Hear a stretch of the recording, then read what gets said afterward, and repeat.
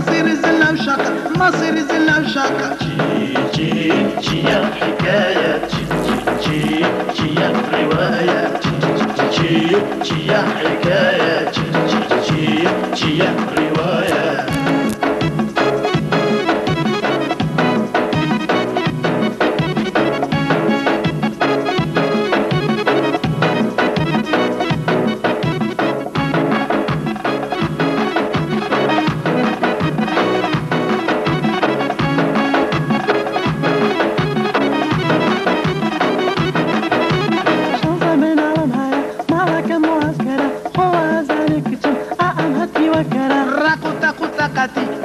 تو خالتي يجيك لك كرة كانت درة بري عن ترى كرة كيش شوار صلاة لسما وعسكرة كرة بتشو كان كشت درة بتشاور ركات كيشكت لزان كويا خري كشت مكات من ما بس الخدنية عيدي رجني سقط زواياك محترم دمبو دواكي شكت دمبو دواكي شكت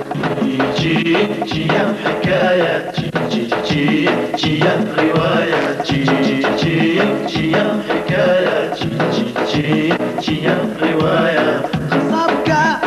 خصابك خصابك خصابك خصابك كالي خصابك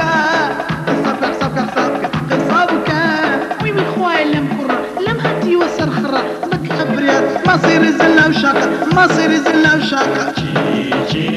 يا حكاية يا رواية يا حكاية يا رواية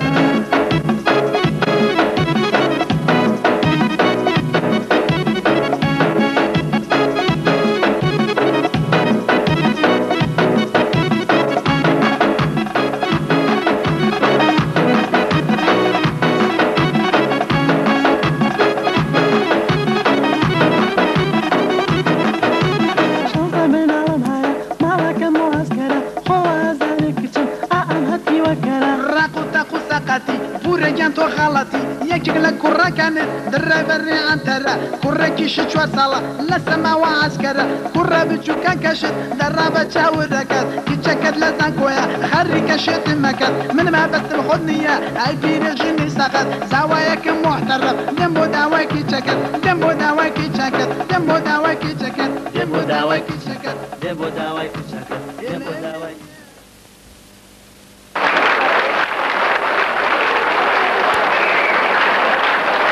هەروەها هەموو مامۆستایانی خۆشەویست و خوێندکارە خۆشەویستەکان میوانە خۆشەویستەکانیش خۆشحاڵین جارێکتر بە ئێوەی خۆشەویست شادەبینەوە بۆ پێشکەشکردنی بەرنامەکانمان خۆم و ئاوکارم کاکارزان خۆمان بە خۆشحاڵ دەزانین کە بینە پێشکەشکردنی بەرنامەکان کە بریتیە لە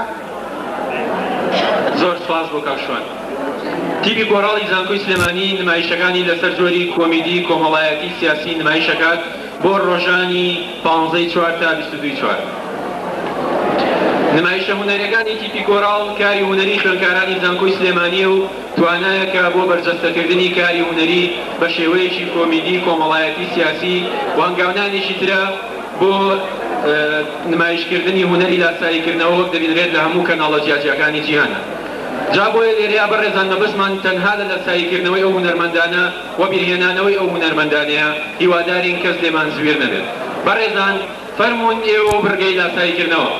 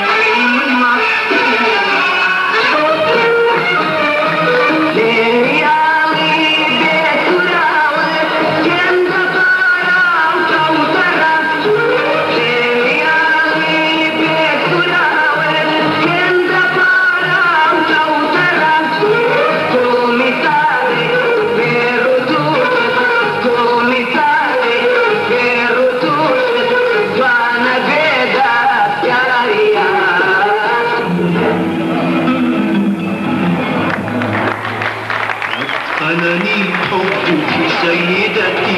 مدن الأحزان وأنا من قبلك لم أدخل مدن الأحزان لم أعرف أبدا أن الدمع هو الإنسان أن الإنسان بلا حزن إكراه إنسان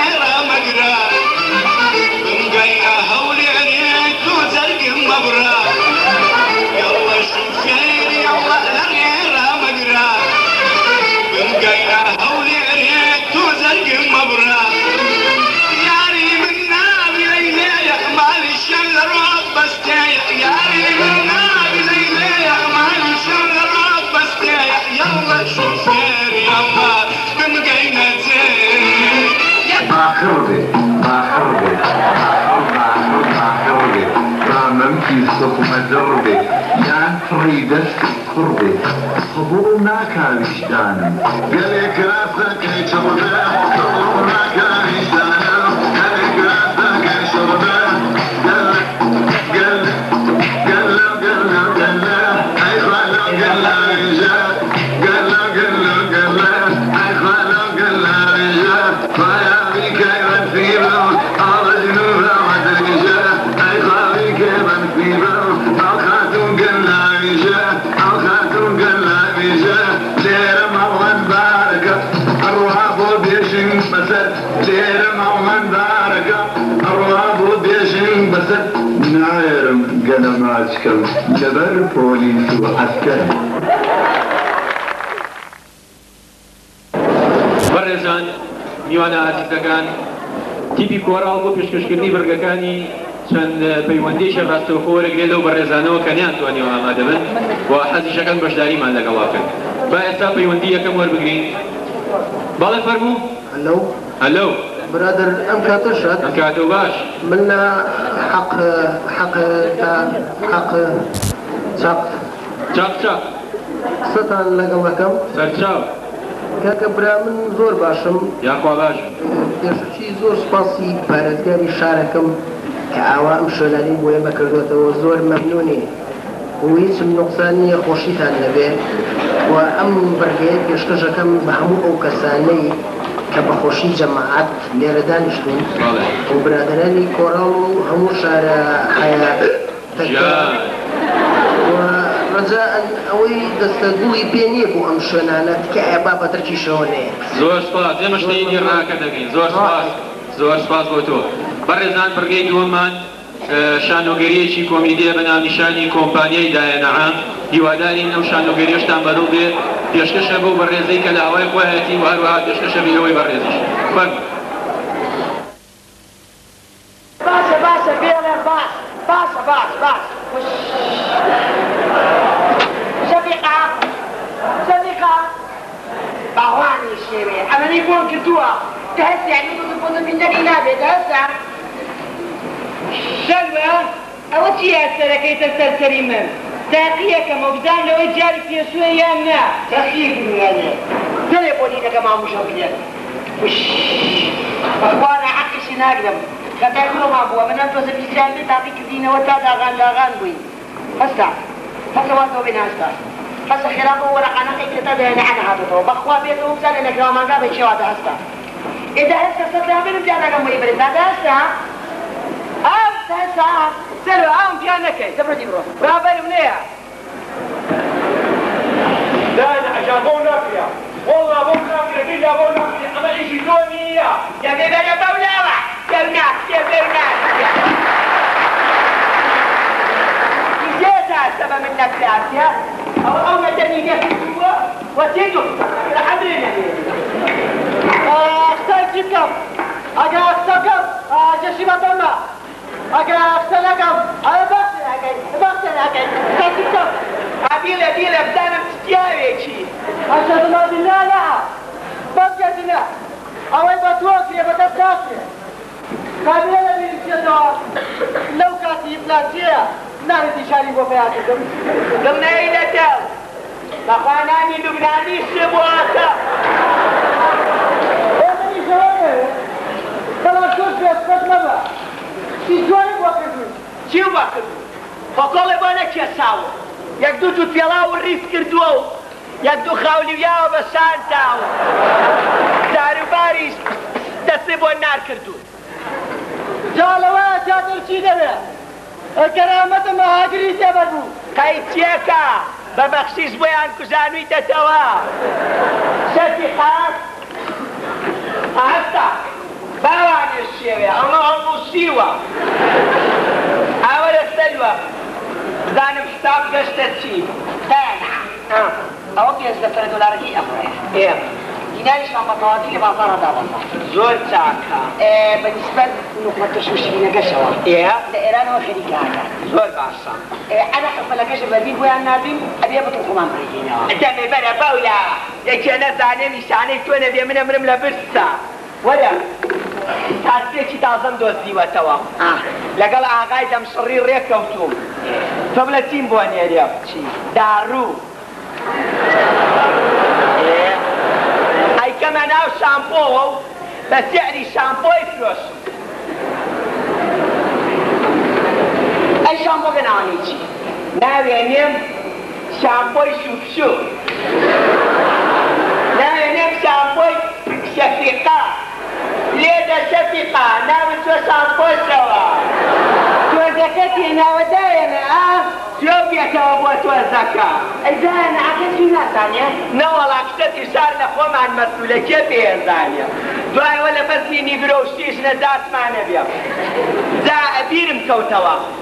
ئەم ئێوارەیە خوازبێنیەکی چەورمان هەیە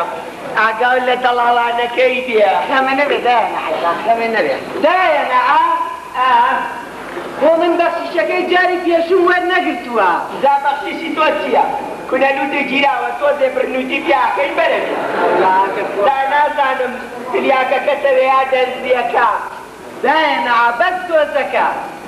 ئابڕۆ سەل بە تۆزێکی بەرێ بڕۆ دەبڕۆ بڕێتی بڕۆ دەرەجێ مەزیکایە تۆزە بەرێ دەبڕ بین هەلاو هەلاو چییە؟ دایەنە تەلەفۆنە بەڵێ بڵێ ئێرانە تارانە ئەلۆ سڵام عەلەیک حالی شما خوبە؟ ئاغای کوکەری تۆی؟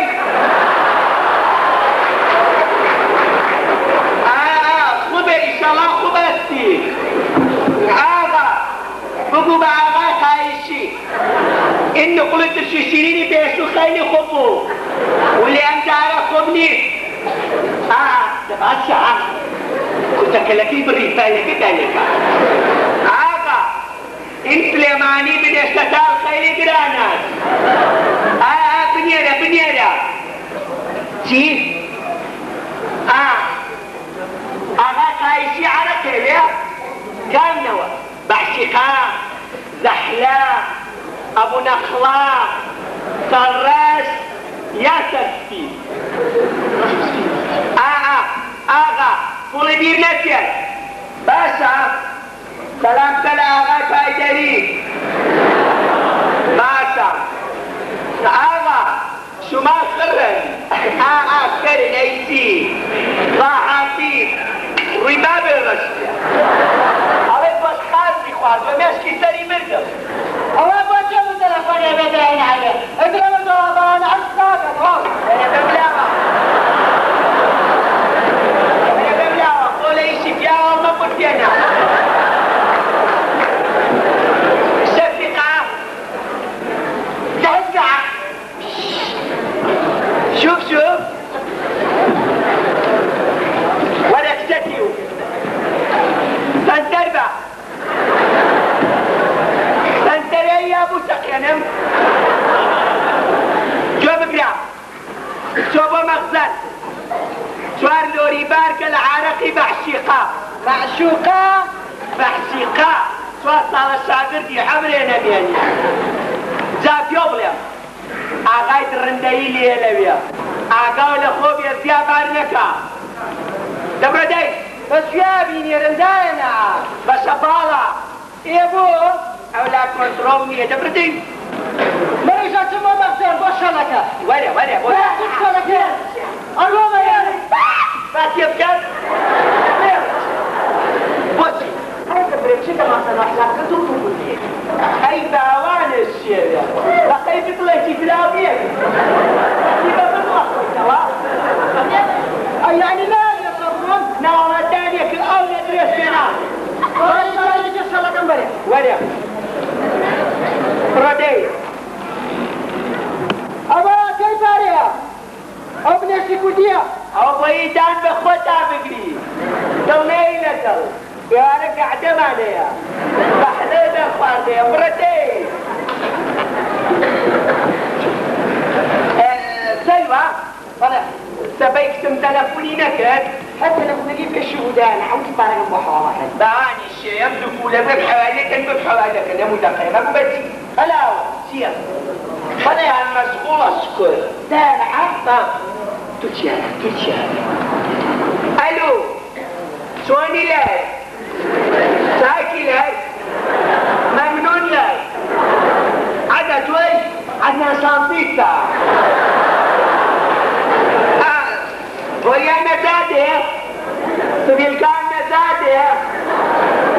عدنا صاصين سي هاي خضرون لك دول هم قرانية تباصروا لك أولياء عدنان بو أكشا سيبشتي حاصلة سي نا أولياء جو بقرا 4 نفر بون يرم خدمي خومن تري 15 قلم دي ورقتون لم يدكاني أزيانك إكرامان باشا معلومات قرب السرمة والحمامتان السليماني ما معلومات بنية أبي السريع باشا وطن يرم جلا باي وباب الرجبية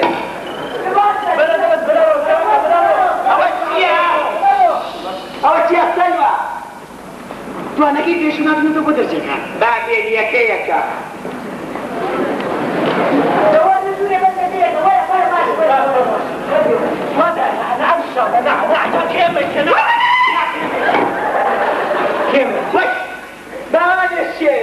الشيء ما أبو دستيبه بريانا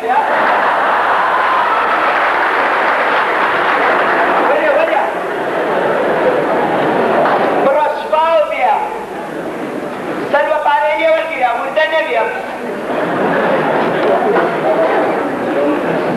لا بيها ويتر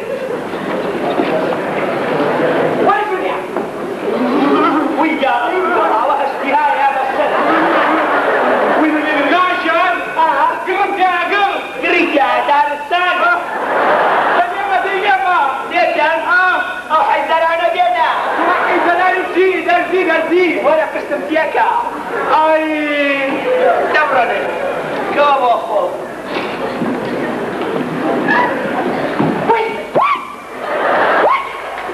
چی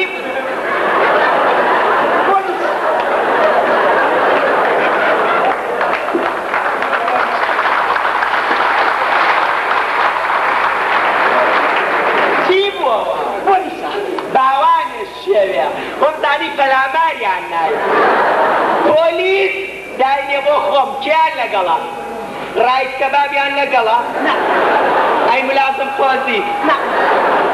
ئەی شێیە ئۆ مفەوز قاورمەیە ئەوە کێیە تازەیە گریستت پێوەیە یا چەورێکەی تۆ نایمان فەتاحی نه من سلوم جماعتي ده نعم نعيمة عبد الفتاح منهم نعيمة الفتاح فرمو فيش معكوا بوشو خبا بو مركز عليهم توبونا توري كتورة زبيبا روح خوش بيهم ريكبين من لو أنا نيم اي من لبيرو بارك يزو برستراتو وي لازم بيها شاتي بيرو بابا ايبا بيها بقربان ايبا اوا تاخيرهم سنة تبغى نمشي اوا دايك وباوك واشا وابايتي وكلمة هيا وبارمو بيها اوا تاخيرهم يما فاريبا عمري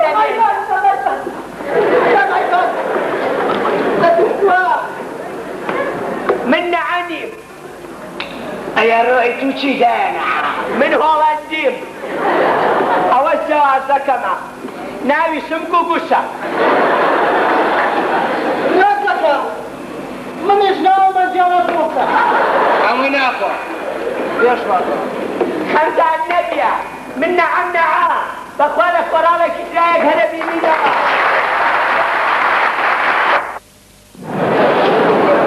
میوان خۆشەویستەکان ئێستاش دێنە سەر بڕگەی سێهەمان کە بریتە لە گۆرانێکی وەرجێڕاو بە ناوی نۆکاو باس لە بەسەرهاتی نۆکاو فرۆشێکدا هیوادارین کاتێکی خۆشی لەگەڵەوە نەسەر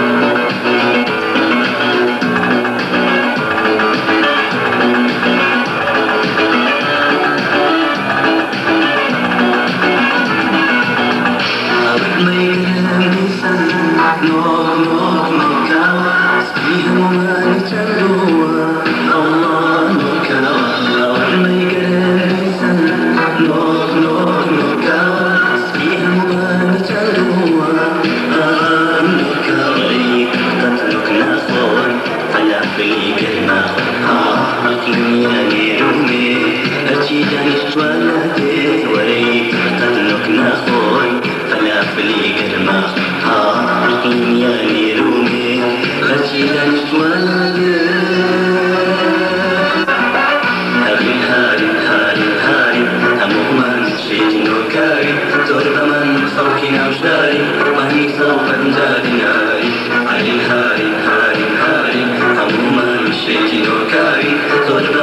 صوت نوشاري ماني سوف انزاد ناري هاري هاري هاري هاري همهما نشيتي نوكاري ضرب من صوت نوشاري ماني سوف انزاد ناري هاري هاري هاري هاري همهما نشيتي نوكاري ضرب من صوت نوشاري ماني سوف انزاد ناري هاري هاري هاري هاري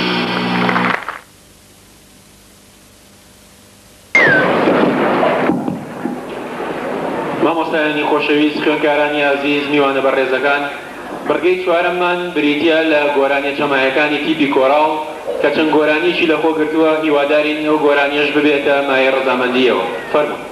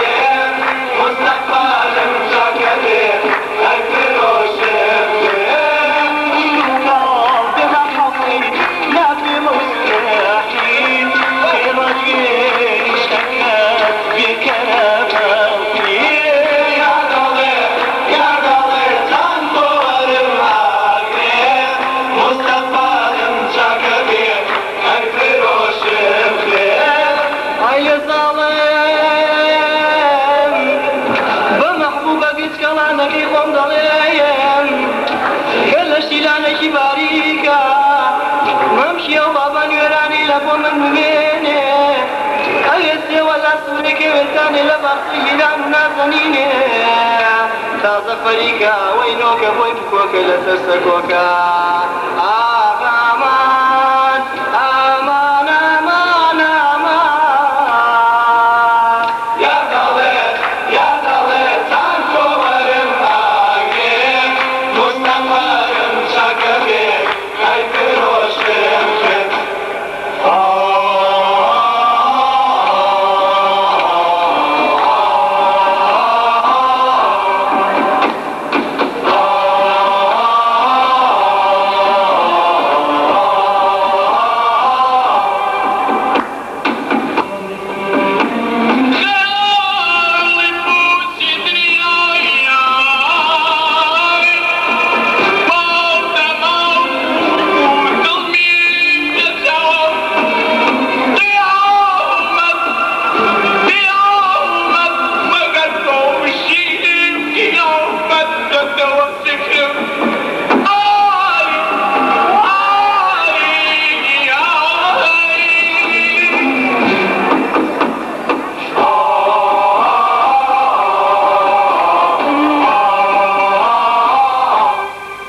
بوتم روتريكو برسبانا وليتوا چكم صوري بوتنيم لحرنايا بيدوسوا لبجيكم عادي أسنان طبياني رانيشم هلا ترسي دار جخارا تبيرم كركار ويشم هلا ترسي دار جخارا لبيرم كركار ويشم هلا ترسي دار جخارا لبيرم كركار ويشم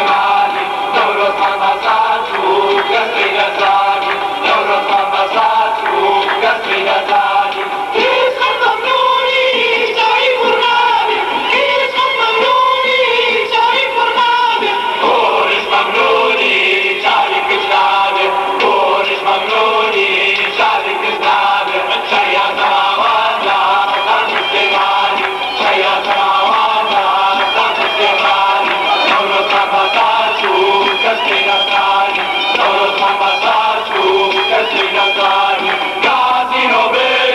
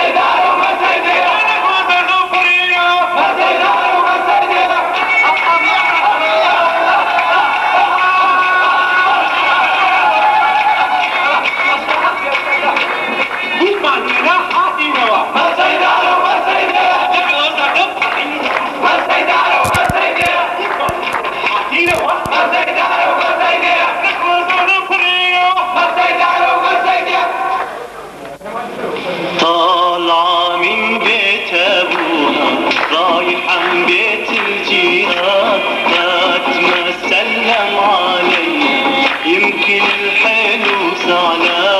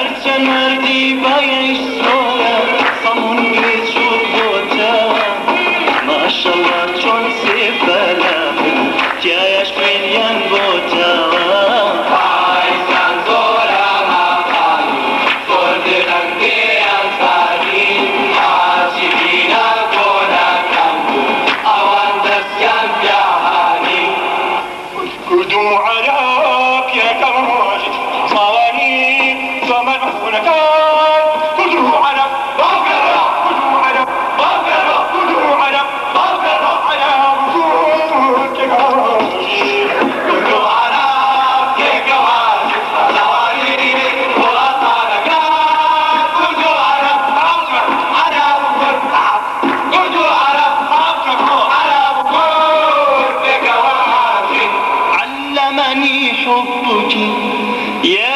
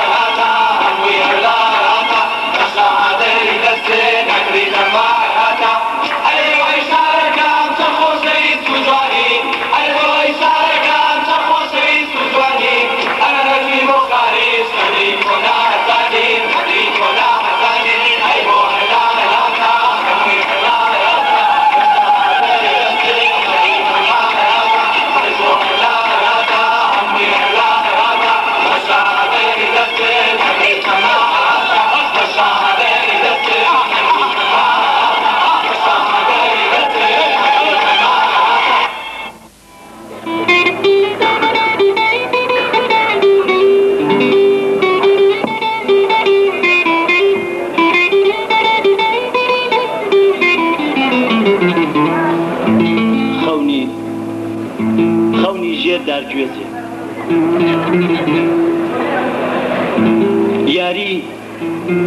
یاری سەیرانە یاری گەشتە ساڵ 98 تەح لە وڵاتە تەح لە کوردستان هەر ئەڵەی بەهەشتە جادەقی تاو پاکە ساف و لوس کۆترێکی باڵە شاش و دوانیش باڵچووس ئاشتی بەرقەرارە ئاهەنگێرانە زۆرانبازیش مسارعەی سیرانە نانی ناوساجیە گیرفانی بێپارە لاتیە گاگۆڵکێ بۆ مناڵ تاتیە ئەمڕۆ لە کوردستان شادیە گیرفانی پڕ لە پارە هەموو کەسێ وەک منە لەم شارە گیرفانی پڕ لە پارە هەموو کەسێ وەک منە لەم شارە سەفەر بە تەیارە لە بەکرەجۆ یەک سەلام ناڕوا پێم مەڵێ بۆ ئەمڕۆ لەم شارە نە کۆستەر ماوە نە پاسی پۆلۆنی بەگوڕ ڕەقیکار فارخۆن بە چۆڵی سەرا ڕۆژێتی ئاواتی هاتەدی ماچێکمان بەرێ بە کوردی پەتی ڕسکی ئەم خاکە هەر لە گەنم و بگرە ئاسن و نەوتی چاکدا بە شەکرێ ها قاشێشوتی نەتزی ماوە نەکوشتن و بڕین سەیرانیش خۆشە چوار کیش بەرین سەسنار ئاوی زۆری خەڵکی لە هەمە جۆری دوکان دەربەنی خان کارەبای فولی مۆلیدە نەما بۆ خاوەنیشیان هەناسەی قوڵی جلوبەرگی کوردی قەشەنگ نەماست دێجی تەنگ سەرچاوە مەساشەبە وەرە ئەم پەنایە مۆدە مۆدی جامانەیە نانی کەلانەیە خوێندن بۆ کورد هێلانەیە جا بۆیە کورد زۆر خەرا نەبێ هەسە حەمدێ ماچێکم بەیە وەڵام ماچ نادەم ئەمە کەی ماڵە نە مۆمێک نە لایت وەڵام من هەر ئەمەوێ سەتەلایت مێردە تووڕە بووتی نیمە هاواری کرد و پێیوت سەتەلایت لە تۆ نایە ئەی گوڵم وەی گوڵم من نیزاعم بەشانتەوە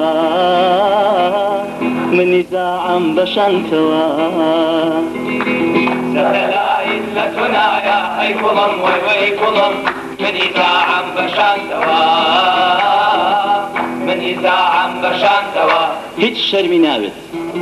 هیچ شەرمی ناوێ ئەمەیە سیاست هەیە لە هەموو بابەت حربی گێزەر بۆ لێزەر حربی شەواری ئەگۆڕین بۆ نجوم جیهانی کوردە تازەت و شێبووم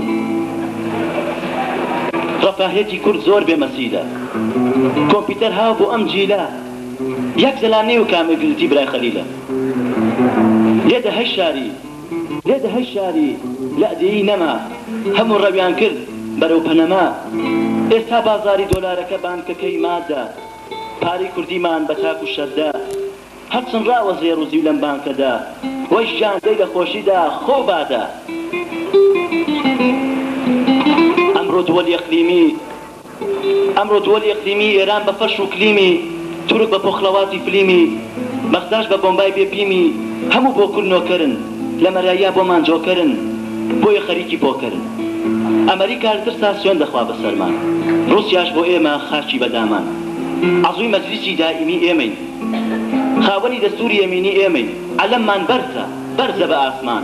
ڕۆڵ لە ڕۆهاوار دەستم بە دامان عەلەمی چی؟ عەلەمی چی؟ ئەی کوا دراومان ئەی کوا پارەمان ئای چاوم کردەوە هێشتا تاریکە کوا حەزارەتی نەسر و باریکە ئەی وڵاتەکەم ئەها بەخەون چەند دەخۆشی دەخۆزگە هەموو شتێک خەون نەبوایە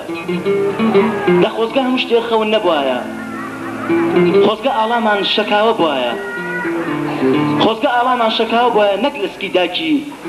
بێژانە بوایە خۆزگە گەنجەکان لاوەکانمان لەسەر جادە و شەقامەکانی کوردستاندا بوونایە نەک لە ڕێی هەندەران ڕەقبەوەی ژێربەفر بوونایە دڵم نوکمی ئێوارە بنوو لە نێو چاوما ڕحم باشێ سەفراوە پەنجەم لە پرچێتێما ڕحم باشێ بافراوە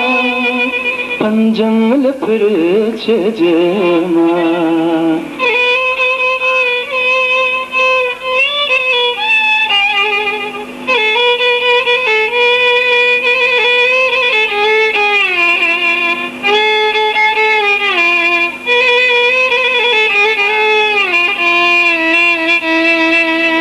دڵم نوقمی ئێوارایە وەرە و لە چاوان ما بنوو بەفر لە ڕۆح مابارێ پەنجەکانت بوو بە سووت و دڵم نوقمی ئێوارە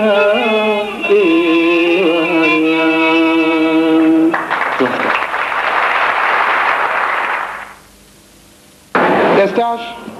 دێنە سەر بڕگەی پێنجەممان کە بریتە لە شانۆگەریەک بە ناوی قۆری ئەفسونایی کە باز لە بەسەرهاتی چەنداما و نەگوەتەیەەکە هیوادارین کاتێکی خۆشی لەگەڵا بەڕێن سەر.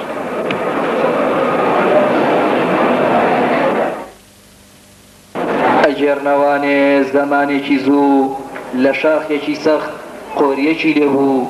شاخی قولەی قاف شوێنی قۆری بوو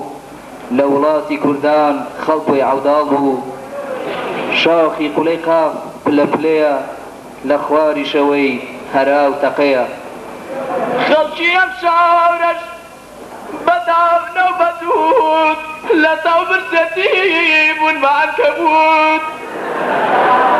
دەستکەوتی قۆری لە لایە ڕیاوە بوو بە قەبوو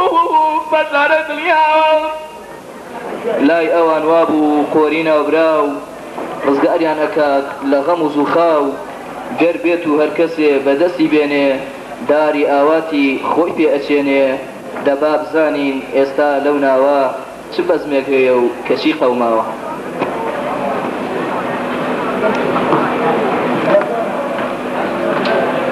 عاشقەی داکەم بۆ ماوەی ساڵێکە بێ من بەڕێوە ئەم ڕێ قولەی قافەشە نابێت ئەمە چیەکەدە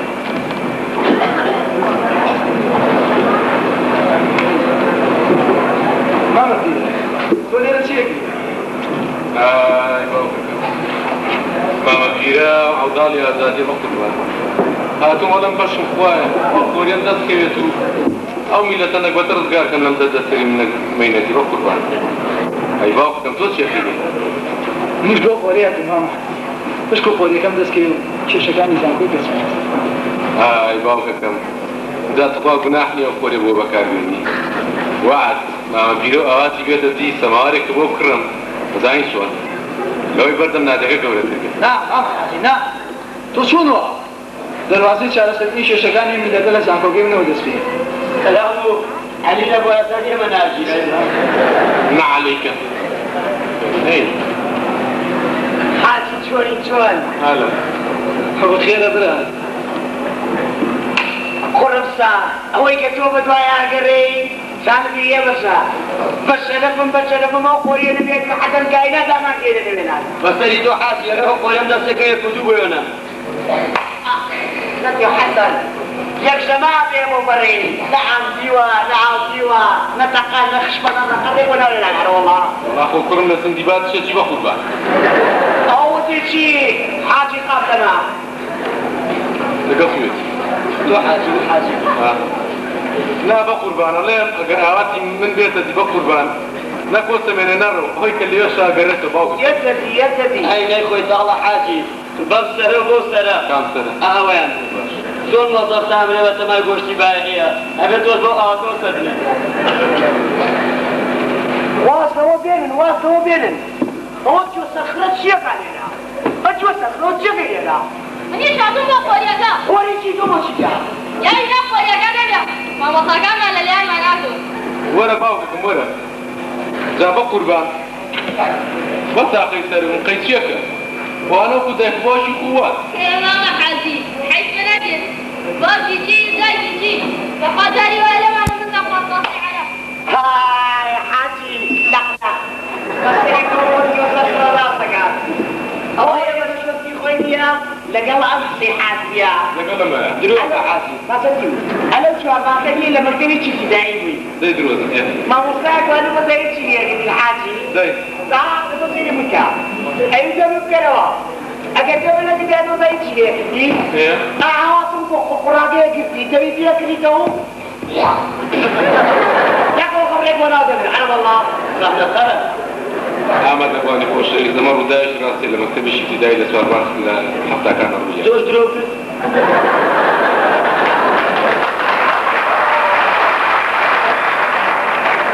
يبو كل عم بسرعة وصا السلام عليكم حسين هو يبرير كم يسكت التقوى أحسن لو تكشي واسوكا أنا مرتومني وأنا بأسوي شو أشوف كما تبقول بقى حد منظور باوكك هي شو هو تسكين بقى أحسن لو تكشي زور ما يفادك الدالة ما عندك أنا حاجي أي كيف بقول بقى كيف بقول هاي واصل نباع وصا هذه قرم صعبة تويش تشوف دريا كلارا كاليا كرياتين هاتون بو دو هيوان بس بكري الله تفكر بس جاباز قرم صعب أنقذ لي حارو منصلو بيديك جنابه يا تريا أنا ما أصاني جماعة شرقي بيا غربي بيا غاشي لماني أبو الشيرزمين بيا سنتر لايك بيا نبيا ها حاجة في موضوع بيجي والله يا أخو باوككم يجي حين الوضوحات سنتر لايك ضروري ضروري حاجي دعوة زي يا أخوة بخاتي يا غما حاجة أي نادر رداوة شتو سودانا حاجي جل إيه بابا جان أخبارك في ميغا شرع سمشيرك أخبارك يا بيزا ضروري يعني أي صورة والله سياليم ضرورة قرعة ما ينقصا هلا ها داري وي باشا هذا كوريه جوش يا كيبرا شي مرجوم لسان براولي أنا بقى ميزاني كاري وخولي بس هذا بس سرايا بشو شو أيها كورينا شغالة تيرا ونوارونينا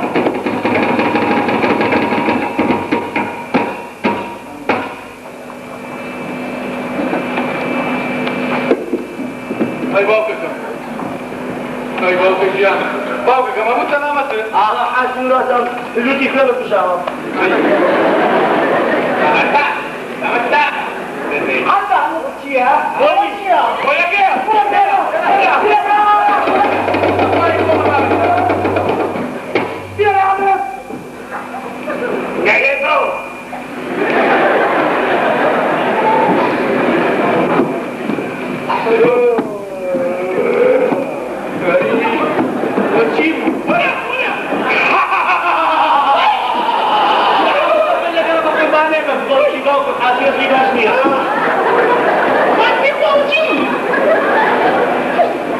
حسن أي بابا كم كانت شو ناوسيا أي حسن تمشي كيف اجي فانيا لكن جاكر وتارك لا انت وهيك يا شو جاكيت دعيني بس هذه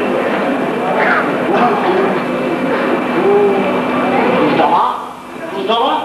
لا والله وضلاء يلو بس ما تتناول كانت باوككم كانت لو كذي دلالتك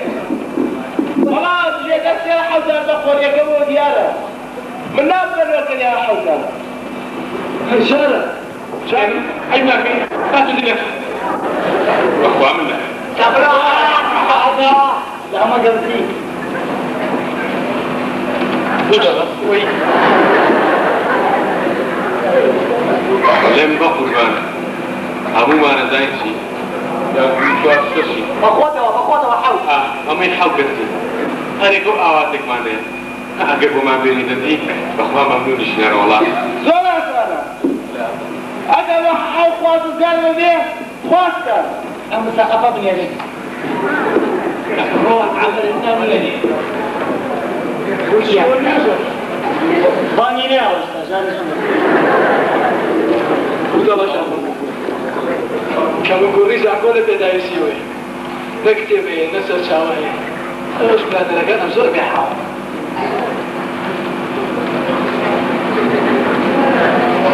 حل الله يحلك المشكلة ما شوف حاجي فوق يسكرك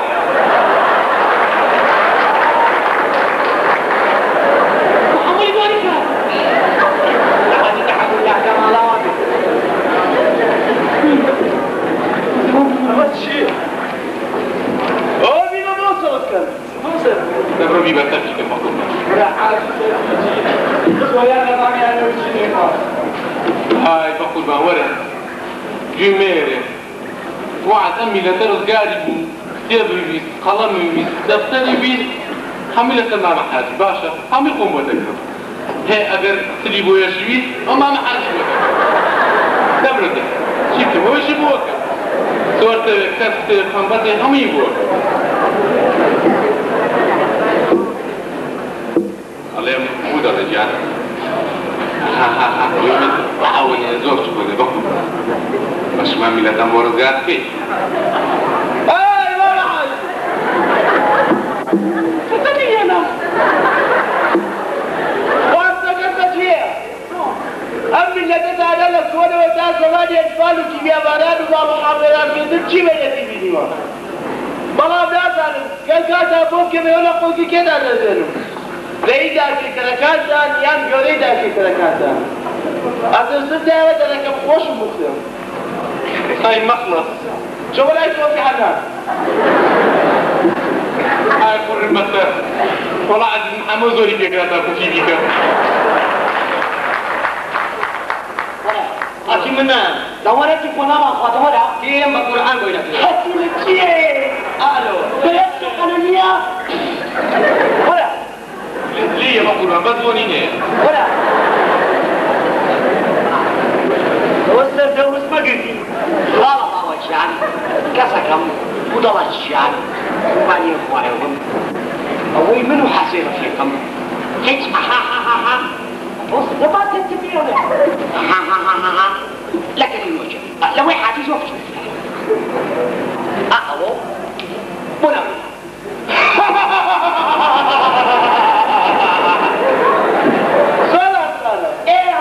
شوف يا مان بلا بصلي بالطاق رايكيش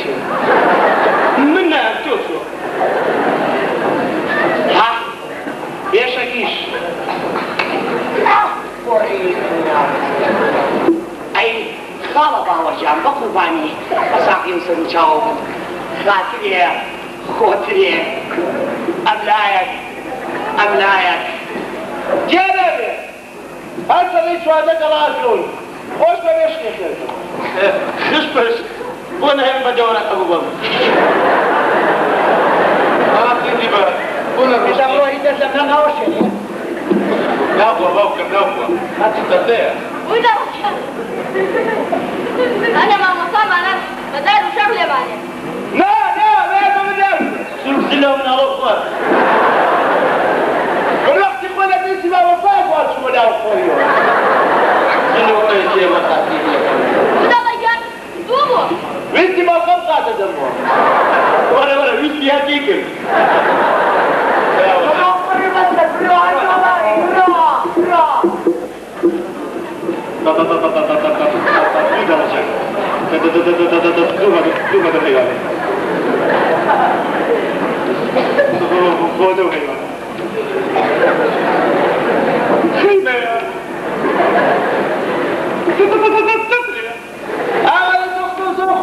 بس ليلي كمان ودلا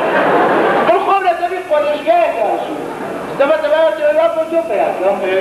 شوف لا يقول يا ربي برو تحكي تبيعك برو حاول يزرع زوق سلام بس عقل هي منكبة كامل درايش وسخت شو زي كذا وششكا دودن بابا وای شاکینۆ وەرە تیداوەتی نەکردێتە وەرم لا لەم کوڕینا باوکەکەم وام کەرام باوگای چی بۆ نەکردی نا حاجی ڕاستە ناکوڕینا جوابن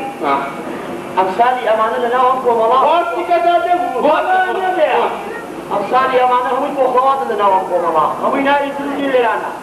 جا پێشوی بڕۆینەوە بۆتایی دێبینی با بۆتایی منیش بێنی حاجی تۆ چۆ عەشری بە تۆ کردی حاجی ئەتایی چی سلەی بۆ نیە فریچ بێنە بەس نەقیشێنیا بقیشێن نەقیشێن دەموجاوەکە بەخۆ بۆم وەستە ئەزانی چی ئەچیدەوە و خۆریا هەتا ناوی ناویتەوە دەریا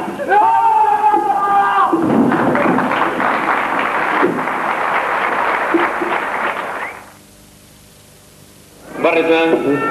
زۆر سپاسی کاک خەلیل خانەقینی خاوەنی کۆشکی یانی زانکۆی سلێمانیەکەین بۆ پێشکەشکردنی و دیاریە بە تیپەکەمان بە ناوی یەکەیەکی ئەندامانی تیپی کۆڕاڵەوە سپاس دەکەین. بەڵێ فەرموو. هەلو. ئالەن. کاکە چۆن؟ سەرچاو. من حاجم حەمەوم لەسەر حدودی تورکیا وێنانەوە قساکەم. حدودی چۆ؟ تورکیا وێنان. کاڵە حاجی وەختی ڕابواردن نیە ماڵەوە بێ. تۆ چیەکەی لەوێ؟ دوایەوە لەو شوێنەیە تەلەفۆنە لەکوێ بوو؟ بۆچی ڕابێرم؟ حاليا جاب التلفونين بيو انا يبشم بو خارج بو نمسيه وشو؟ نمسيه جاباش شوينه ندوزي ونمسانه به؟ والله كل اخواني كان جابت معي هولم نابوم والله عم جايزي قلت نمسيه تبارسلي يبدو توبي نمساري او كنت داما ودين مولو سلو جان يعني نيازيك هاتي تو طوخانه ما بوداني اي شي بكم بو كردكي وهم ما كردينو خالة حازي جان وقت الرابع مني عيبا بو شي بيو رابيرم اي سوزان كلا بران قابلة واقعا حقيق وما باشا حقيق وما زي فرمو ام برقيت يشتش بشيء كي فرمو بجارب بوستا بالي ازاني شي هيش اينا ام برقيا بيشتش اتم بو بيرجنم حلاو وبو همو مجمعي نسل وهوارم همو شاوروانم بكان چونکە جار ئەو حەملەم بەیانە کردووە و داڕیان کێشم ئەم جا بۆستە پێشکەش یەکەم بۆ مناڵەتە هەر ئەبی کامێ ئەوەی تر خۆ ئەیبینی باشە باوەژان مەمنونم زۆر مەمنونم قال لەگەڵ بەڕێزان بەرگەی شەشەمان بریتیە لە سێ گۆرانی وەرجێڕا و پێشکەشە بە قاڵە حاجی و خێزانەکەی هەروەها پێشکەشە بە ئێوەی خۆشەویستیش گۆرانی یەکەمیان گۆرانیەکی تورکیە بە ناونیشانی یەڵەمۆ هیوادارین بەدڵتان بێت فەرموو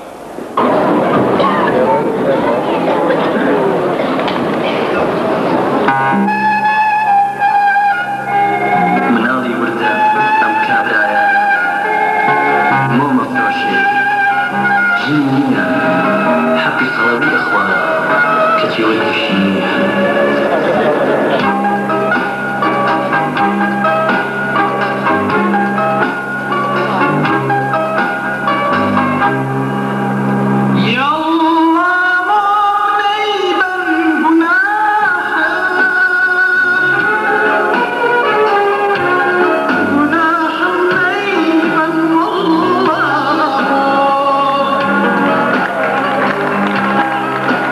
جمال ستي ولك بخرتها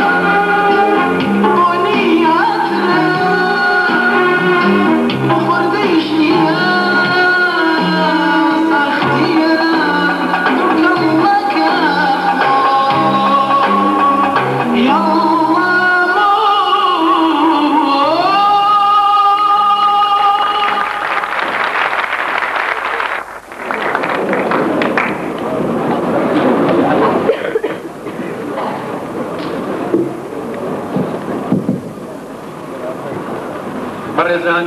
گۆرانی دووەمیشمان گۆرانیی عەرەبیە بە ناونیشانی ئەهل العەشق بە هەندی هیوادارین و گۆرانیش بوێتە مای خۆشحاڵیەوەی بەڕێز فەرموو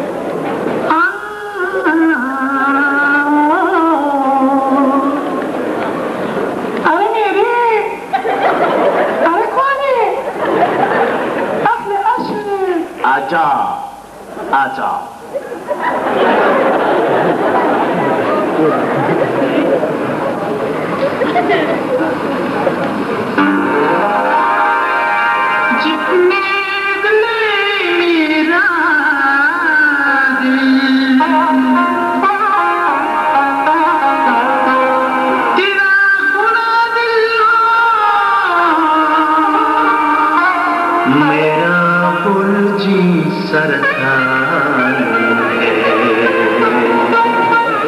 तेरा बुर्ज तलू बहने आशिक तुम है आशिक मेरी दुनिया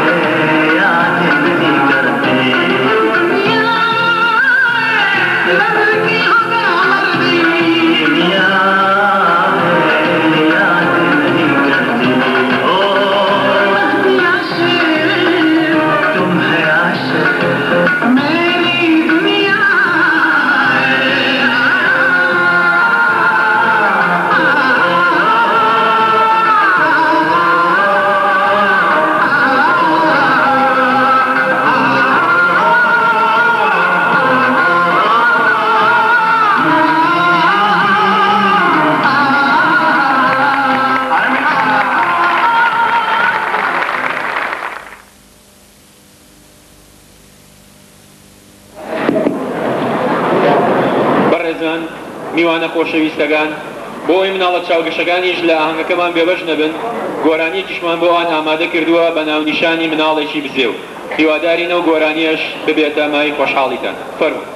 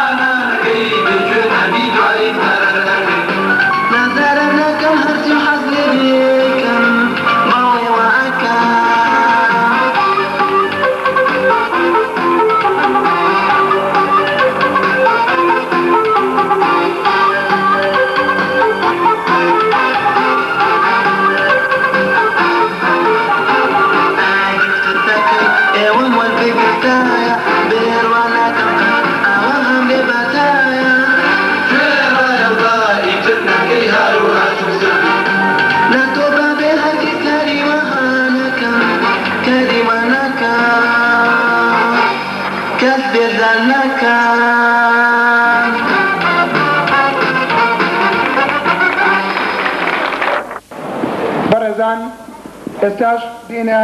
سەر بڕگەی حوتەم کە بریتە لە بڕگەی ئیتیجا معاکس لە نواندنی ئەم بەڕێزانەیە کاک دلێر محەممەد نووری ناسراو بە فەیسەڵ کوردی با فەرمێ چەقڵێک کاک سۆران عیزەدین سمکۆڵانی ئەسپەشێر کاک سۆران عەبدولقادر تەنکەخان چەقڵێک هیوادارین کاتێکی خۆشی لەگەڵا بەرەنسەر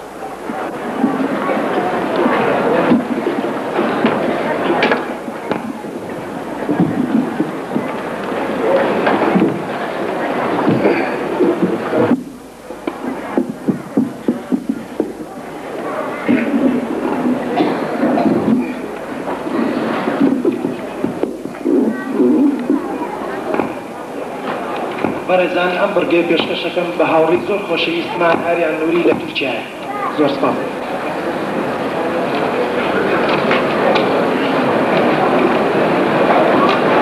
فێسەڵ کوردی لە تەلەڤیزۆنی کۆڕاڵەوە بە شێوەیەکی ڕاستە و خۆپەیوەندیتان پێوە دەکات سڵاوێکی گەرمتان لێوێ و واجارێکی تر لە بەرنامەکەتان بەرنامە ئیتیجای مەعاچیز بەیەک دەگەینەوە بەڕێزان وەک پێشتر دەعایەمان بۆ کرد بەرنامەی ئەم جارەمان تایبەتە بە سیراعی نێوان ژن یان خانم یان خوشک یان ئافرەت مهمەوەیە کەسێک سلزلەی نەکا ئەمانە هەمووی لەلایەک لەگەڵ پیاودا بەڕێزان وەک ئاشکرایە لە زۆربەی کۆمەڵگاکانی شەرقیدا پیاو مستەیترە بەسەر ژندا بەتاکید ئەمە شتێکە قابلی مناقەشە نییە حەتان چییە لە گەڕێکی ئێمە باوی ئەوستانە نەماوە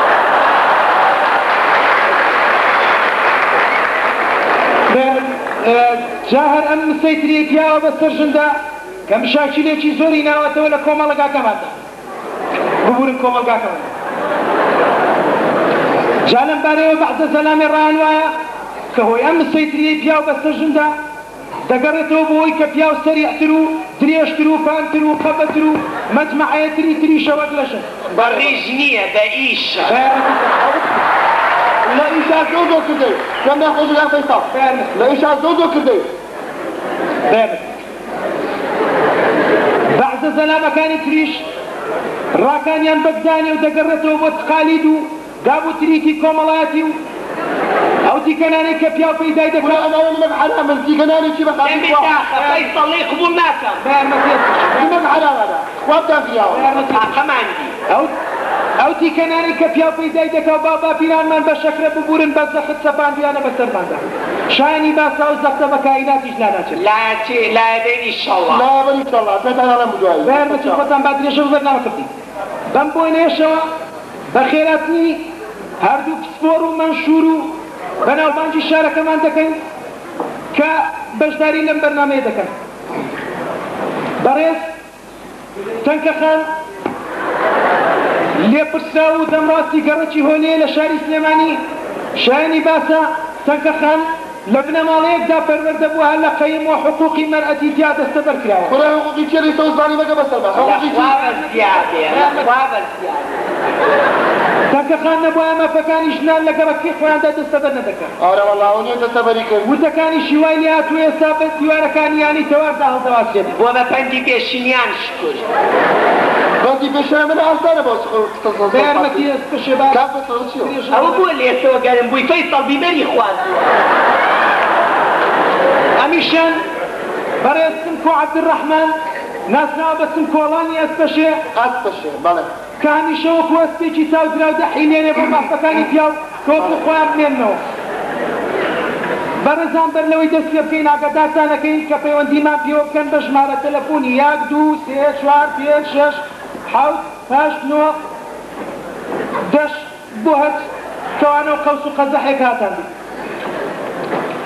جەرز بەرەزان جافەرمون دەست پێکەین بە ساقەی خوا بم کۆنترۆڵ وڵێ لە ئێستاوە مەکالەمەتان هەیە بەزمەکەی خۆشە مەکالەمە هەڵەگرێت بەڵێ فەرموو ئەلو کێ دکێ فەیسەڵە مەتیجام و عاتسە فیسەڵ توی ئەوە لە هەورامانەوە ئەوە لە عەشار و عایدی خۆمانە ئەگەر وەکو تۆ بیرەکەنەوە بیرۆز بە تۆ بن ئەمە یەک فیسەڵ چیش کەرۆ چیش مەکەرۆ وەڵی هیچ مەکەرۆ بەڵام تۆ دەنگەڵ بڕە بۆ گوێ دەنگەڵ بڕم تاجەدین قسەکە فەیسەڵ گیان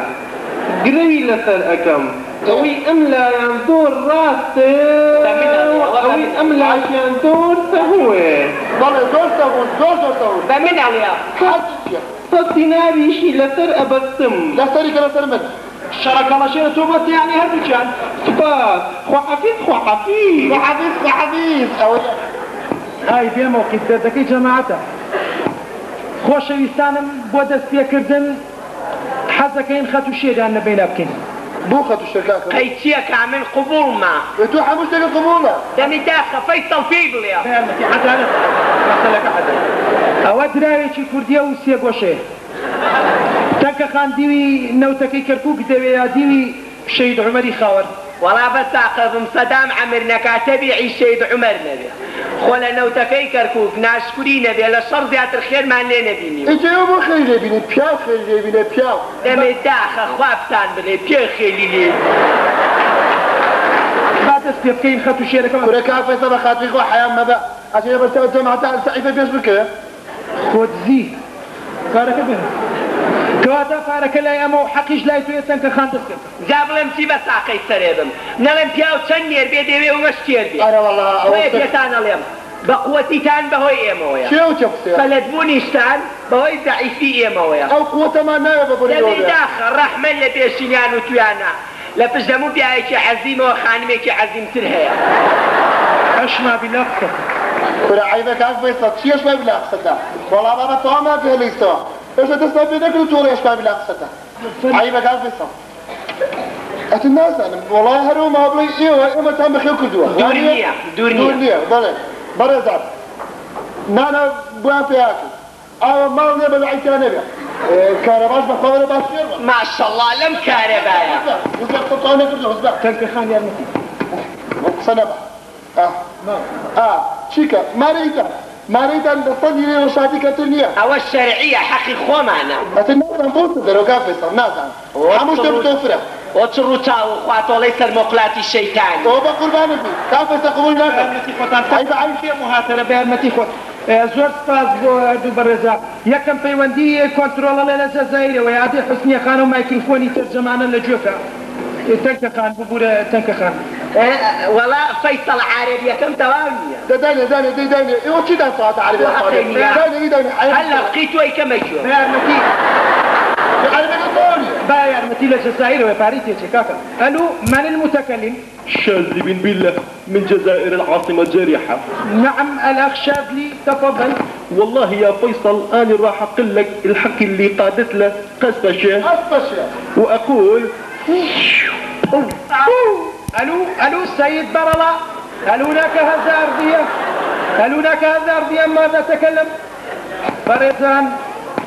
او پەیوەندیە قرتا خۆ ئەزانێت چەند کوژراتەی خوا سەبەبکار بگرێت ئەی بە ساقەی دەمیبم بەخوا شتی چاکی وت ئەگەر حەیاو بێ بەستە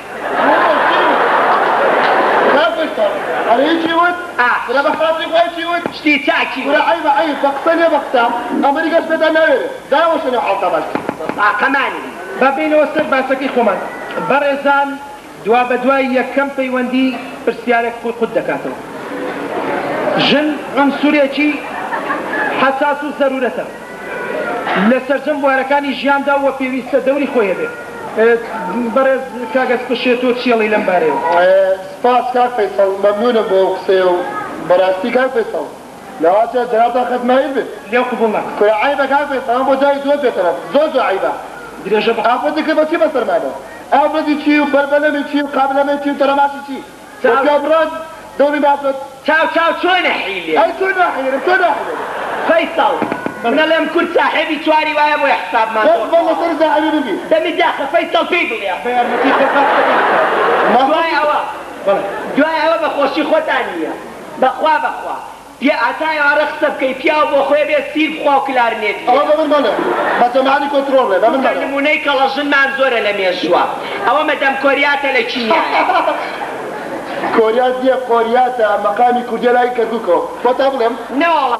دني زور خوش عين لا هو بقى عندي بقى ساعات تتكلم اولا سياسة الشعب عندك لك عندي معناها عندك حياة ما تودي لك عندك اي بدرس حياة توصيب لي خليك سواري سرمتي هذا الجولة بيارمتي بدري شو لا اولا خوش مان أوائل نقيب حبسة ببول الحبسة هذه نقيب تبرك إذا بالله خفيت صار ده خوشي كده كافيت أخي خويتي لمن بني خويا ورمو دواء أوام للفكتنينا فاتي دشم دواء أوام أمدريجي خصوم بقرعان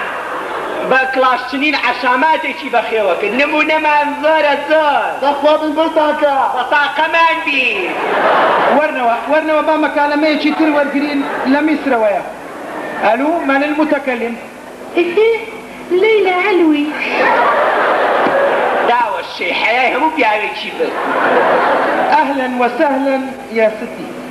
في الحقيقة يا ستي مفاجأة ظريفة أعزائنا المستمعين ليلى عليو صاحبة أشهر مقولة دعوني أعيش كما أريد لا شي دعوة الشيء قرباني لي كده أخوصك أفكر شوفي يا ستي أولا عايز أقول لك باسم بواب التلفزيون حما فرج صباح الفل والياسمين وثانيا عيش زي ما أنت عايزة وثالثا اتفضلي شاركي معنا في البرنامج أولا بشكر أسرة برنامج على حلقتي الله وثانيا عايزة أكلم حصان الرطب وما أعرفش رطبته قد إيه زور ليلى خان زور واللي مستمعين أنتوا أستشير بلى بنصحك يا جدع مالكش دعوة بالنسوان عيب يعرض الرجالة وفي وقته نفسه بشكر سيدة تنكا دايكم بشكر سيدة تنكا على آرائه الجهنمية ورابعا وأخيرا يا سيد فيصل سلميني على بواب التلفزيون بتاعكم شكرا ليلى كاقست اشتقنا لي اي دعوة الشيء بخاطري فيها خمر تو خوتديك وآخرتك سيكر خوشاقش كبوبوي انت تبغى غيرك الاستوى غيرك تبغى مقري يا عمري من نميه يا ساجة عمري نميه جوششي زور سپاس ليلى خان بوي مني بس كدو لم برنامجها زور سپاس وهوادارم رقمك ورقري تلفون بوكي بو مالوا لبري بيوبلا آفت يرشيه بيا يراكا أنا ولا إيمي بياو زور بصراحات بيتلم قەت ناتوانین لە قسەی جنسی لەتیفیۆکەوە دەرچیت ناوەڵڵا ئەزمەی پیاوە غەڵەتی وان ناکەین بەس من تێ ناکەم ئەو پیاوەی تۆ دڵێ بەشوێ تا خۆشە نازانم حدێت چیە بەشوێ نازانم وەڵڵای بلای تەڵایی ژین و بداداتی دەکردی چی سێژەمە تایت و سابوون نایکرد بەزای بۆ کام فێسەڵە بەیار بەکەم دانیشێ شایانی ئەوەی حدێت چیە باسی بۆ نیە باسی مێردی من بکەیت ئەوە پێتەڵێ خۆ زۆر جوانیە لێ عەزابی قەبری دوای ئەوە بەخوا و مێردەی من ئەوەی دڵی بە من خۆشە لە نەزەری من زیاتر کەسی تری ناوێت بەڵێ دستانێتە هەراڵا دستانێتی بەڕێستەکە خان لەیلە عەلی و کۆمەڵی ڕای دەربڕی حەزەکەی بزانین ڕای تۆ چێ بەرابەروتەکە وەڵام من ئەڵێم زۆر سپاس دەکەم عەلەوی گیان بۆ بەدەنگەوە هاتنەوە بەدەو قسێ بۆ ئێمە مەڵێنەوە ئەعیش کە ماوری چونکە وەلای ئێمە ناخوا شاری تۆ نیە و قسەیە فەیسەڵ پێی بڵێ ئەوە چییە و دەوە دەمە چییە بە حەز بەداد بکەم ڕووی دەمای ڕۆژ بەرەبەر چیا دانیشتن حەدێت جێڵا خۆم بە حەوتی وەکو تۆ نادەوە بەچییە دوای ئەوە ئێمە ئەمانەیە ژیانێ دروستکەین بە هاوکاری ژن و پیاو بە شێوەیەک نە پیاو سووتێ و نە کەباب بۆ داوای فوتی فتێکەمان لێ ناکەین هەروە مابی خێرەوە ماڵانەوە زۆر خێرمان لێبینی ئەینە خۆی تاڵە بەڕێزان ئێستاش مەکە لەمەیەکمانەیە لە قەڵاکەی کەرکووکەوە بەڵێ لە قەڵاکەی کەرکووکەوە فەرموو والله ئیشتە فەرموو مەرموو نامۆیە لە خۆم من بەرامەتی تیجاه مواکیس ئەمەوێ لەبان خۆم فەرموو ئەوەیە فێساڵ چۆنی لە خۆت باشی حیاتم والله من بداية يا خطأ كردم لرقم تليفون بويا تأخير بوم لخو من ناوم أركان عزة أوجية لمحافظة جرجوز لبان قلعك وقصد أنا قلق فرمو قال أوجي فرمو باشا برا فرمو بكورتي بلام توزي تنقل والله سفهي ما لبو حضرة أفندم ناتو أنا مصوت عالي بكم لخوم ناو قلعان نظام بغداد مسيطرة لخوي اشتا استطاعتني ما لخوم عفوا أقل لخوم بيساحتي بوقتك حياتك أنا باش جو بقرن لمن من فد مداخلة هي ملخوم برامج إيوة زور مشوخة وأمامه يكتش به أنا ملبيل إيوة يونغ يك كاتب عالمي شهير أغلى أخوي سبب تخارب لما بين ذكر وأنثى تعقيع عاطفية نك جنسي وأجر أنثى تقارب كرد لقل ذكر تعقيع جنسي خلاص بيه لأخوي وأجر تباعد ببيه فطاقي جنسي ازدياد أيكا وذكر وأنثى انحراف أيكا لأخويا نستري أنا تشيل قرى أجداد يعني باشا من هاي مداخلة هاي مالأخوان فقط لا غيره زور سپاس کاگر کام ترکمانی کاگس بشو مداخله عرفتی جناب ده بله پێشەکی سپاس کاک ئاوچی بەس بەڕاستی من شتێ نەگەشتم نازانم چی بود نازانم بەس من بە ورتەیەک دەمی دادەخۆ پێڵێم وما اجتمع الرجل بامرأة وإلا ثالثهم شيطان وباقي ما تشوت عفو يعني مش شيطان يقبل لكم فيصل جان جويليا مقرا ماشي هو بهلا ونبركا والله ما دي بمكالمة شي تلوتي اتجاه معك سفرنا من شرداد حسن له هولندا وتلفون دكم بس بكيه بس شي بكاش ابو بشي ما بالكاش دمي دا خبا بير كان دكم بير شاتان ماز دكم سباسي تنك خندكم بساقي فري ما مطاشير سي ما صاكريكا بحقت جني لاي مولادين الشينو كمالي كردواري من توزليان قرين زود كراون أنا بخوا نجيبا لبنا شدا بلام كاريگري وتأثيراتي من الأسطورة كان كاري تكردون خوا خوتيانك من ليرة أنا قربان أبي قال شو دار الرجال من ليرة دا شعري شقانق دا كان ببلغة كاتي دالي فرقي نيا نيرومي هرچي لالي نشين بي أما لا يكو لا يجي تريج بس مكولاني أسبشي داليم خوي لحقيقة لانا داد چونك زرداش داليت حقيقة لبرتشي هتا ولسر لبي خود دادانيم تا همو خلشي بتبينن جا أسبشي حقيقة دوايا پیاو پیوستی با جنه و جنیش پیوستی با پیاو کواتا لئگره بان نزیک ببنوا نزیک بونوا باشترین چاره سر با کشکان بلئگره كاك استشي وكاك شرزاد اشترى سر خدمة بله كاك شرزاد قربان جان من الباصي كتابه من مكة شكا كابلاش عشاني من الناس يمشبه تۆ باسیرم بۆکەی باسی ژیری لادێ و قانع و نازان ئەم شتانە ئەوە بۆ باسی بن بکە بۆ خۆتی باسکە ئەگەر تۆ حەزی بە نیشتیمانە وەرە وڵاتێکی خۆ کاک فەیساڵ دەبێ بڵێ وەرەوە ئەس بەشێ سپاست دەکەم سپاس بۆ ئەوەش کەوای تێگەیاندووی کە قسەی ناو کتێب سوکایەتیە دوجار 4 ڕۆژاوی وەکو جەنابتان وای لە من و هەزارانی وەکو من کرد کە کوردستانەکەمان بەجێ بهێڵێن بەخوا ڕاست دەکات پێ ناوێت ڕاستی چێکە ئەو خۆی بۆ خۆشی خۆی بیبڕاوەت بەشێ خواحافیز کاک فەیساڵ بیلێ بیلێ شتێ بڵێ بەخوا شێرێکیان باشتانە ناکسە بیلێ دەی جایلێ مۆرێلێ قابل چییە کاک شێدا خۆی دای چۆلە کێشەی ئافرەت ناو کۆمەلگای ئێمەیە ئەزانی چی خۆی وەضعی ئافرەت بە شێوەیەکی سەرەکی کاک شێدا ڕجال باسی کتێب نەبوو سوکاتیە نا ئەستەفرەڵە وەڵاوت ئەستەفرەڵە نامە کتێبی سوکاتیە بەس جەنابتان ڕاست دەکەن ئێمە ڕاست دەکەین پیان باقولان ڕاست دەکەن کاکمەتەش ڕاست دەکەن بەس ئێوەش ڕاست دەکەن ڕجا میخەتە خۆ مەقسەد تۆ نەبوو نا چاو چاو چاو کە تیانە گیرێ چۆن سەر و زمانیان زووتە ئاکا بەڕێزان لەبەر کەمی ماوە دوام مکالمە وەردەگرین لە تارانەوەیە فەرماوەغا الو خیلی ممنون آقای فیصلی برنامه شما خیلی خوب است من حسن فرنجی هستم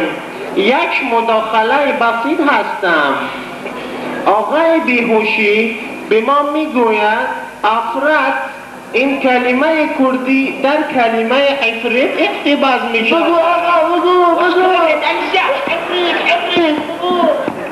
و این سبب تقارب ما بین عفریت و پیاو مشکل است من آرزو می کردم این کلام آقای بیهوشی به خانم تنکایی می گویم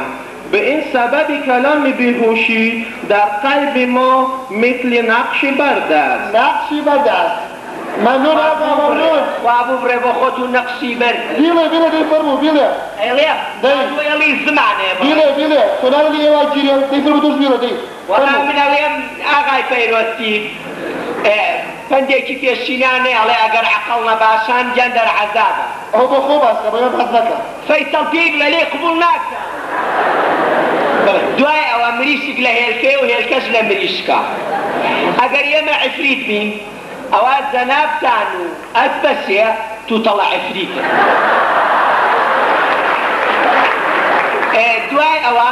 هەموو کەسێکیش لە عفری دەترسێ من زۆری دەترسم دیڕەکەیە دوای ئەوە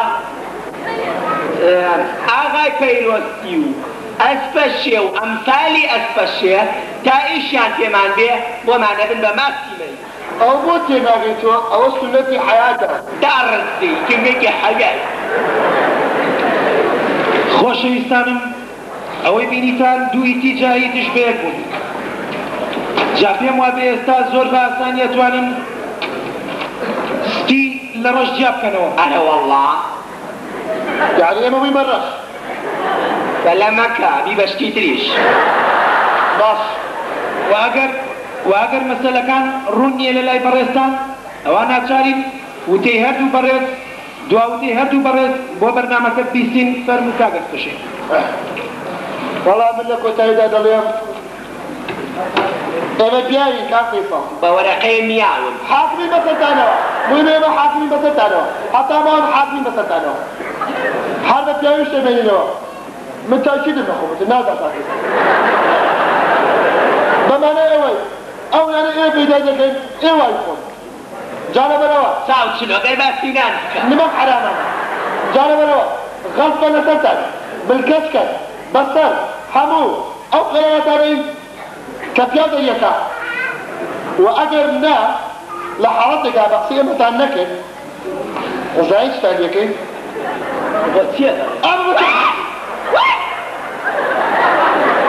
حەتان چیە منیش بە هەموو ژنان ئەڵێم ئەو دارە نەتان تستێنێ یەک تۆز لەسەر خواستی خۆتان سوور بن زتە پیاوی ئاوا ناتوانێت شاری ئەوە هەموو دا شاری ئەوە دەمی داخان شاری ئەوە هەر لێرەوە سوپاسی هەموو ئەو پیاوانەکەم کە بە کردار لەگەڵ ژن و کچەکانی خۆیانە پیاون نەک وەکو ئەمسالی ئەسپەشێ بەدار پیاوەتی خۆیانە پیاوێن قابلەوە ئابووی ڕەحمە قابلەوە دارزی لەمە دوا خواسفاسێ سپاس بۆ هەردوو سپاس بۆ کاک ئەحمەد بۆ مکالەمانە سپاس بۆ ئێوە شفاتان لەگەڵ تا بەرنامەیەکی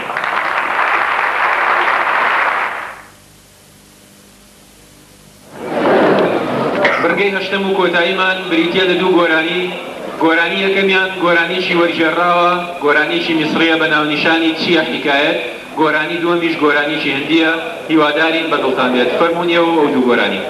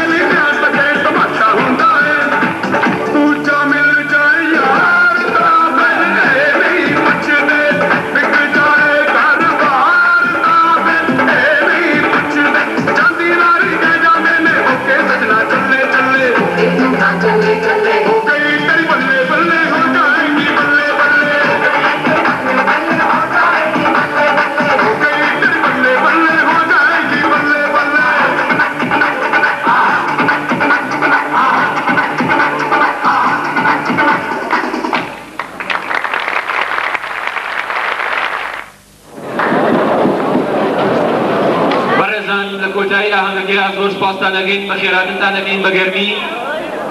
ڕێز و سڵاوی کارزان تۆ پێ قبوڵ بکەن فەرمۆنیەوە و ئێستا ئەندامانی گۆڕاو کەیوان عەبدوڵڵا سۆران عیزەتدین سۆران عەبدولقادر طاهر حەمەدەری مەریوان تۆفیق ڕەوان عەبدوللەطیف سیامەد عومەر جوانا ئیسماعیل کارزان لەطیف سەروەر فایق شوان جەلال جوانا حسێن ئاریان جەبار ئاری ئازاد دلێر حەمەنووری و ئەحمەد عەلی ڕەشید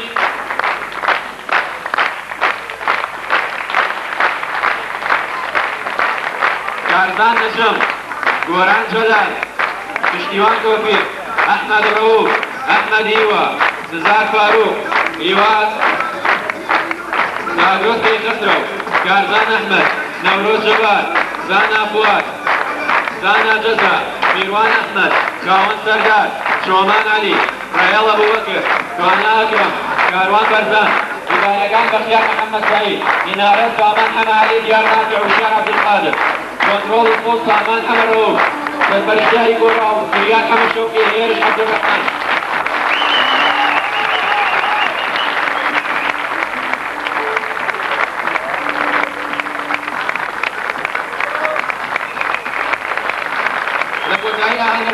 هیواداری نەما ئەنگەش و هەموو ئەنگە سەرکەوتوەکانی تریکی بیگۆڕاو مایل خۆشحاڵی و ڕەزامەندی ئێوەی بەڕێز بێت دووبارە بەخێرن سەرچاو